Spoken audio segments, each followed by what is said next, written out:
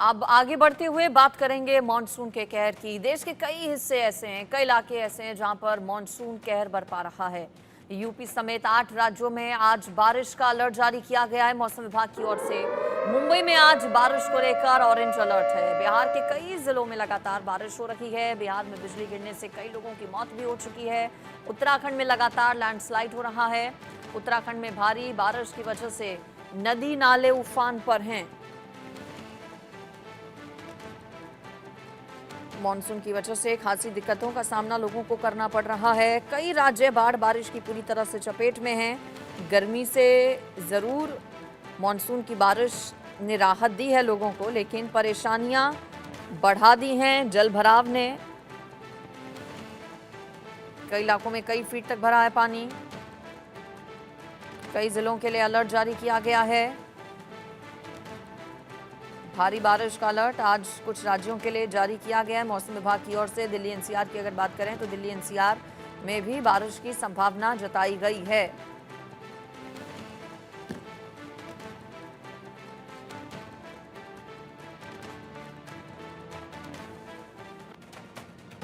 UP के इटावा से आपको खबर बता देते हैं। इटावा के अंडरब्रिज में 2 घंटे तक बस फंसी रही। मैनपुरी फाटक अंडरपास में रोडवेज की बस फंसने की वजह से यात्रियों के बीच हड़कंप मच गया। बस में 20 यात्री सवार थे। नहर में तब्दील हो गया ब्रिज। ये तस्वीर आप देखिए, इटावा की ये तस्वीरें हैं। यूपी के इटावा में अंडरपास में अंडरब्रिज में बस फंस गई। और बस जब अंडरब्रिज में फंस गई तो आप सोचिए जो भीतर यात्री सवार थे उनके बीच किस तरह से हड़कंप मचा होगा। एक बेचैनी लोगों ने महसूस की होगी। पानी का चारों ओर कब्जा है। मैनपुरी फाटक अंडरपास में रोडवेज की बस ये जो कि फंस गई। 20 यात्री बस में सवार थे। आसपास का इलाका नहर में तब्दील हो गया। पानी का कब्जा पूरे तरीके से तस्वीरों में आपको नजर आएगा जहां तक नजर जाएगी। और बीच में फंसी है एक बस, और बस खाली नहीं है। बस के भीतर 20 यात्री थे। 2 से ढाई घंटे तक ये लोग बस में यूं ही फंसे रहे। बाद में किसी तरह कड़ी मशक्कत के बाद बताया जा रहा है कि बस में फंसे इन लोगों को बचाया गया, बाहर निकाला गया।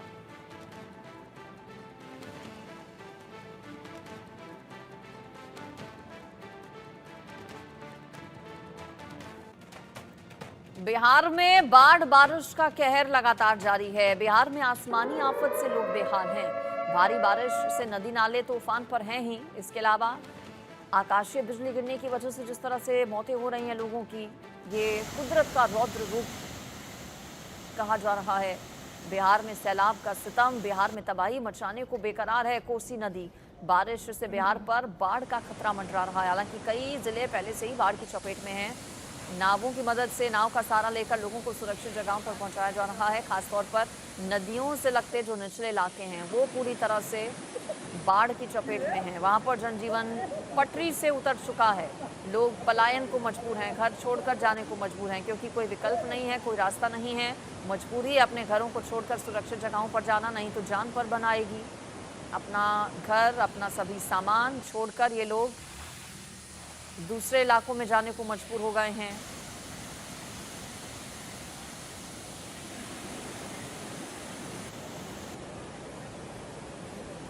ये बिहार की तस्वीरें आपको दिखा रहे हैं। इससे पहले यूपी की तस्वीर आपने देखी थी।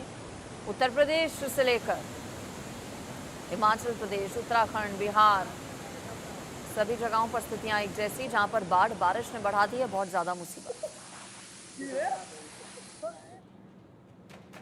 रोहतास में कैमूर की पहाड़ी पर मां तुतला भवानी धाम में आई अचानक बाढ़ की वजह से 6 से ज्यादा सैलानी फंस गए। मौके पर पहुंची वन विभाग की टीम ने सभी सैलानियों का किसी तरह से रेस्क्यू किया। दरअसल भवानी धाम में गिर रहे वाटरफॉल का लुत्फ उठाने के लिए हजारों की संख्या में सैलानी पहुंचे हुए थे।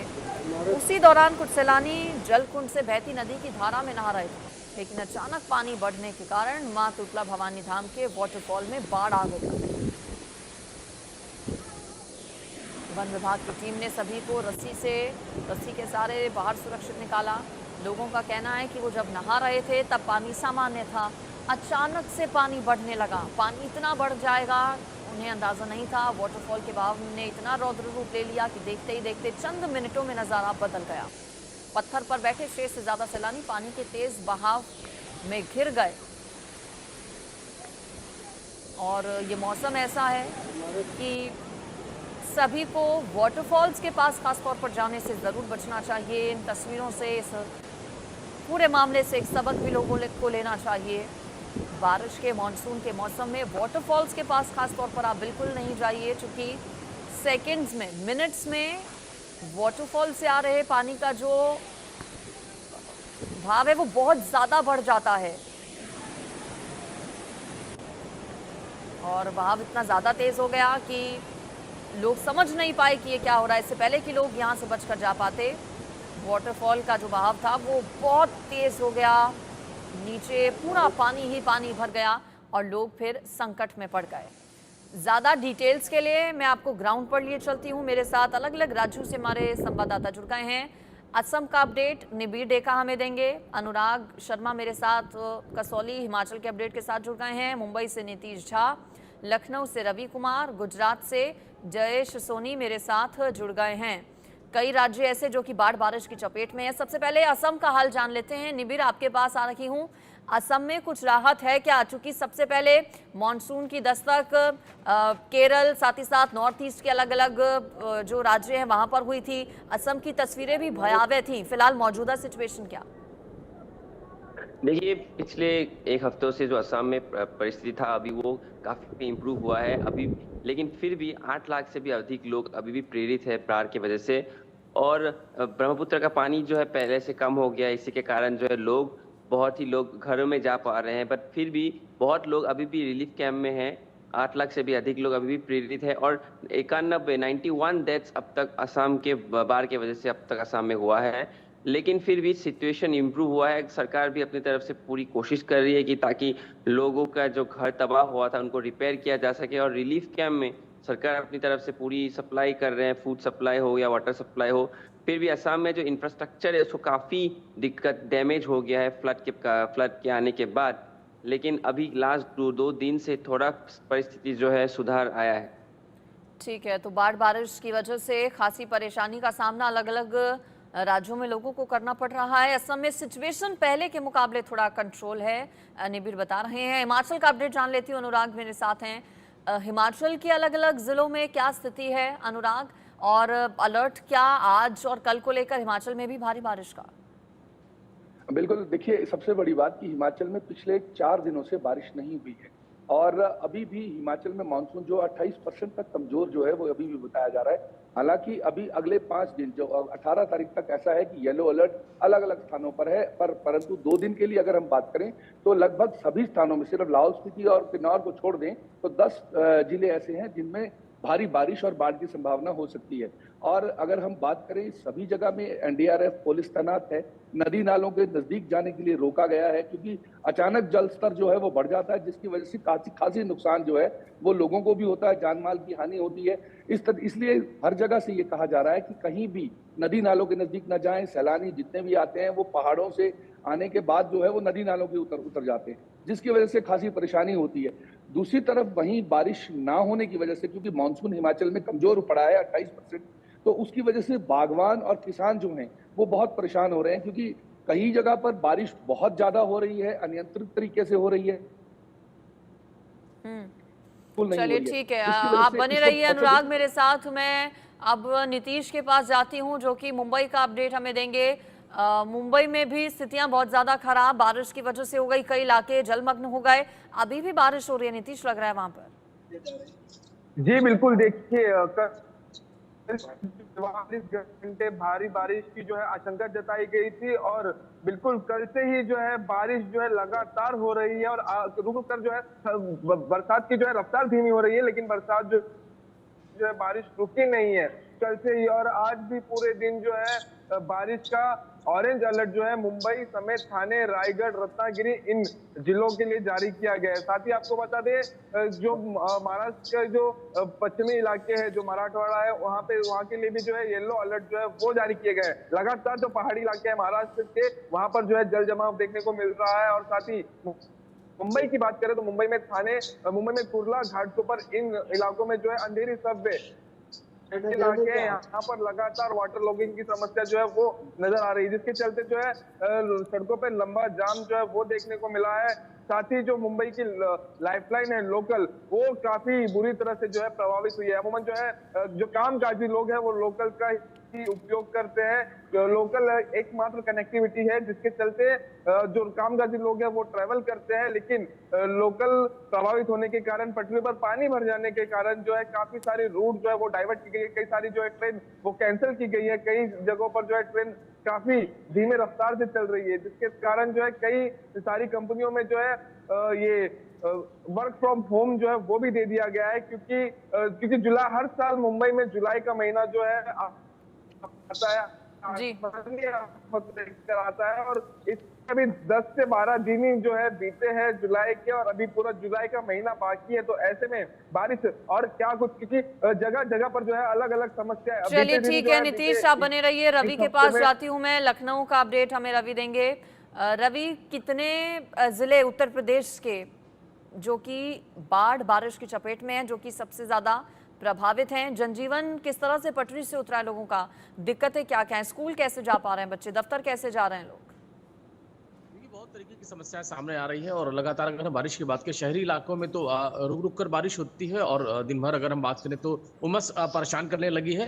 हालांकि जिस वक्त बारिश होती है उस वक्त जल भराव या यूं कहें कि मौसम से थोड़ी सी राहत यानी तापमान में कमी रहती है, लेकिन उसके बाद जब उमस होती है तो उससे लगातार लोगों को परेशान होना पड़ रहा है। वहीं अगर हम बात करें ग्रामीण इलाकों में, तो वहां पर अब लगातार जल भराव की स्थिति बनी हुई है। अगर हम बात करें तो नेपाल बॉर्डर के आसपास की गोरखपुर या उधर के आसपास के जिलों की बात करें, बहराइच की बात करें, पीलीभीत की बात करें, खीरी की बात करें, या श्रावस्ती की बात करें, कई ऐसे जिले हैं जहां पर अब जलभराव की स्थिति है वो देखने को मिलने लगी है। बाढ़ की स्थिति बनी हुई है। स्कूल खुले हुए हैं, तो ऐसे में जहां पर पानी बहुत ज्यादा भर जाता है, सड़कें पानी से डबाडब भर जाती है, तो ऐसे में जब लोगों को स्कूल या ऑफिस जाने की बहुत दिक्कत हो रही है, और कुछ इलाके ऐसे जहाँ पर इस कदर जलभराव हो चुका है कि लोगों को छत पे रुकना पड़ रहा है, भोजन की दिक्कत हो रही है, आने जाने की दिक्कत हो रही है, खतरा लगातार बढ़ जाता है। तो ऐसे में हालांकि सरकार की तरफ से जरूर इसके लिए कोशिश की जा रही है कि जो जहाँ बाढ़ प्रभावित इलाके हैं वहाँ पर लोगों को राहत दी जा सके, और उसके लिए अधिकारियों को भी निर्देशित किया गया। मुख्यमंत्री योगी आदित्यनाथ ने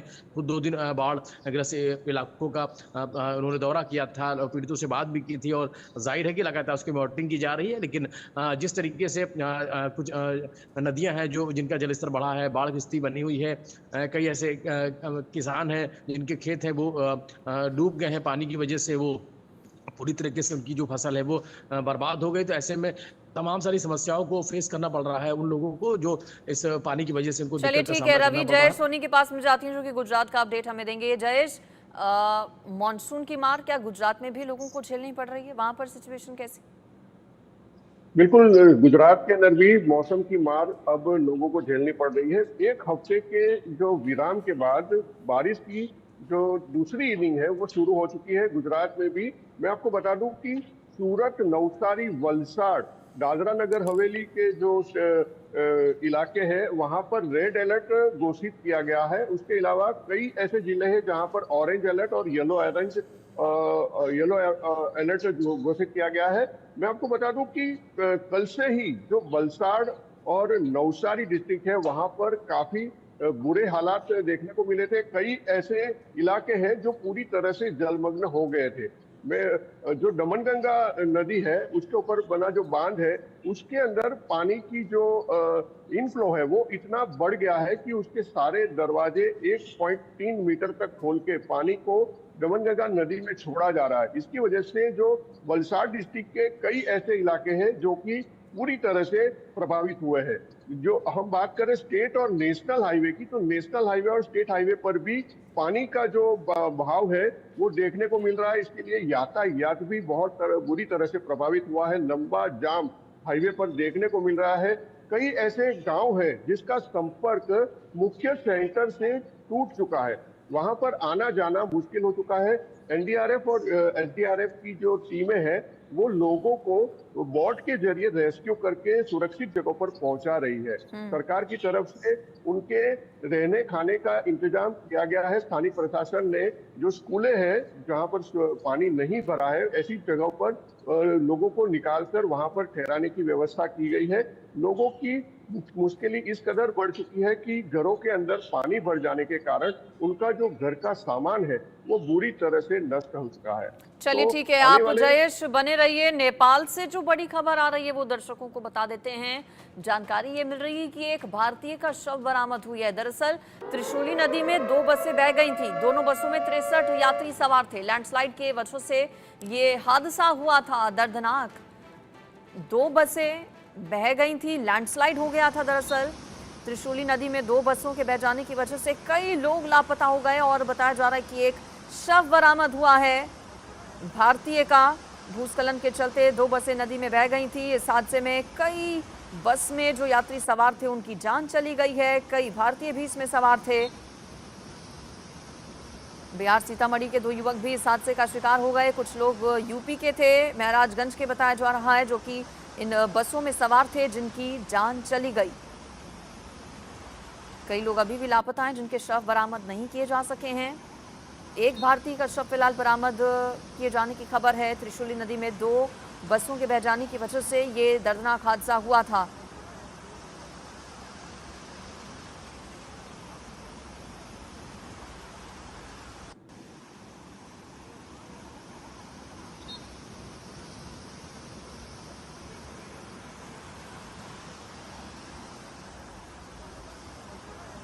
लैंडस्लाइड की वजह से ये हादसा हुआ था।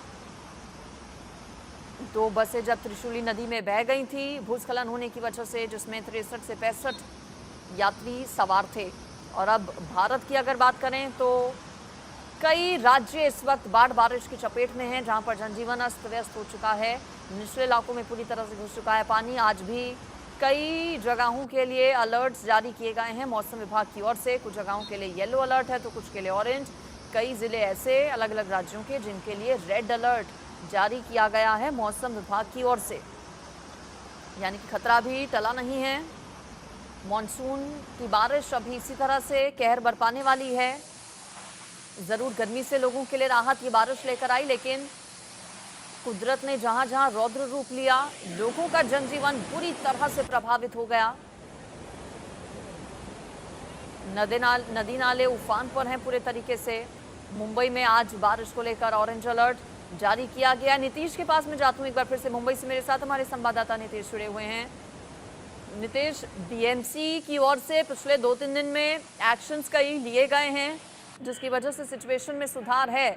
अब आगे जो अलर्ट जारी किया गया है उसको लेकर कितना एहतियात लोग बरत रहे हैं, और बीएमसी क्या अभी भी एक्शन और अलर्ट मोड पर है? जी बिल्कुल, देखिए बीएमसी लगातार जो है अलर्ट मोड पर है, क्योंकि जो निचले इलाके बात अगर अंधेरी सबवे की करे, जो ईस्ट से वेस्ट मुंबई को जोड़ने का काम करती है, तो वो अंधेरी सबवे बीते 1 हफ्ते में कई बार वाटर लॉगिंग के कारण जो है बंद हुई। लेकिन वहां पर जो है बीएमसी की तरफ से मोटर पंप्स लगाए गए हैं, जिसके चलते जैसे ही वहां पे वाटर लॉगिंग होना शुरू होता है तो मोटर पंप के जरिए उन पानियों को जो है बाहर निकाला जाता है। कुछ ऐसी तस्वीर दादर, किंग सर्कल और हिंद माता, ये सारे निचले इलाके जो मुंबई के हैं, यहाँ पर बीएमसी की तरफ से जो है मोटर पंप्स लगाए गए हैं, जिसके चलते जब वाटर लॉगिंग शुरू होता है तो मोटर पंप के जरिए जो है पानी निकालने का काम जो है वो किया जाता है। बीएमसी की तरफ से बीते हफ्ते जो है स्कूल और कॉलेजों में जो छुट्टियां भी घोषित की गई थी। जो 1st और 3rd सेम की जो परीक्षा डिग्री कॉलेज में होने वाली थी वो जो है रिशेड्यूल की जाएंगी, वो कैंसिल हुई थी। साथ ही बीएमसी भी लगातार जिस तरह से आईएमडी लोगों को चेतावनी दे रही है, उसी तरह बीएमसी का भी कहना है कि जब तक कोई जरूरी काम ना हो तब तक घर से ना निकले। चलिए ठीक है नीतीश, आप बने रहिए। मैं जाती हूँ रवि के पास एक बार फिर से। रवि, नेपाल में जो हादसा हुआ उसमें यूपी के भी कुछ लोग सवार थे उस बस में, जो बसें त्रिशूली नदी में बह गईं, और बताया जा रहा है कि कुछ शव, चूंकि नेपाल बॉर्डर से कुछ जिले लगते हैं, महराजगंज में बहकर कुछ शव आ गए। जानकारी और क्या दे पाएंगे आप हमें इस बारे में? देखिए, निश्चित तौर पर बेहद ही दुखद हादसा था। इसको लेकर सरकार की तरफ से जो पूरी तरीके से संवेदनाएं व्यक्त की गई थी, और बिल्कुल निश्चित तौर पर जिस तरीके से ये पूरी घटना हुई थी, ऐसी घटनाओं को लेकर ही जो दुख जताया गया था। और आपको बता दें कि इसमें ये भी कहा जा रहा था कि उसमें कुछ प्रदेश के भी लोग थे। फिलहाल आपको बता दें कि जाहिर है कि इस तरीके की घटनाएं कहीं ना कहीं दुखद होती हैं और आपको बता दें कि इस पूरे घटना को लेकर जहां दुख जताया गया वहीं आपको बता दें पूरे प्रदेश भर में जिस तरीके से लगातार बाढ़ और बारिश का असर देखने को मिल रहा है उससे तमाम सारे लोग हैं वो प्रभावित हो रहे हैं। और जाहिर है कि अब निश्चित तौर पर जिस तरह से ये पूरी अगर हम घटनाओं की बात करें तो ऐसी घटनाएं ना हो इसके लिए जरूर प्रयास किए जा रहे हैं। लेकिन चाहे हम सड़कों पर जलभराव की बात करें या उसके अलावा बाढ़ की स्थिति की बात करें तो कई सारे ऐसे इलाके हैं जहां पर लोग प्रभावित होते हैं और कहीं ना कहीं ऐसी घटनाएं होती हैं। हालांकि सरकार इसके लिए लगातार कदम बढ़ा रही है और लगातार बैठकें भी की जा रही है, समीक्षा बैठकें की जा रही है ताकि अगर कोई भी इस तरह की घटनाओं में कोई प्रभावित होता है तो ठीक है, आप बने रहिए। जयेश के पास भी जाती हूँ एक बार फिर से मैं। जयेश, अभी आगे आने वाले दिनों को लेकर, गुजरात को लेकर क्या प्रेडिक्शंस मौसम विभाग के? जी बिल्कुल, बता दूं कि जिस प्रकार से मौसम विभाग की चेतावनी है उस हिसाब से आने वाले 3 से 4 दिन और भी ज्यादा भयानक बारिश होने की जो चेतावनी है वो मौसम विभाग ने जारी की है, जिसमें कि दक्षिण गुजरात के जो इलाके हैं उसको सबसे ज्यादा रेड अलर्ट पर रखा गया है। उसके साथ साथ सौराष्ट्र के और कच्छ के कुछ इलाके हैं उसको भी रेड अलर्ट और ऑरेंज अलर्ट पे रखा गया है। मौसम विभाग की चेतावनी यहाँ तक है कि भारी बारिश के साथ साथ बिजली की गर्जना भी हो सकती है, ताकि लोगों को ये चेतावनी दी जा रही है कि जो जरूरी ना हो तो ऐसी जगहों पर ना खड़े रहे जहां से बिजली से प्रभावित हो बिल्कुल सके। ध्यान रखने पेड़ की के जरूरत नीचे- है क्योंकि कुदरत का रौद्र रूप देखने को मिल रहा है। नदी नाले उफान पर हैं, आकाशीय बिजली गिरने की वजह से भी लोगों की जान जा रही है। आप सभी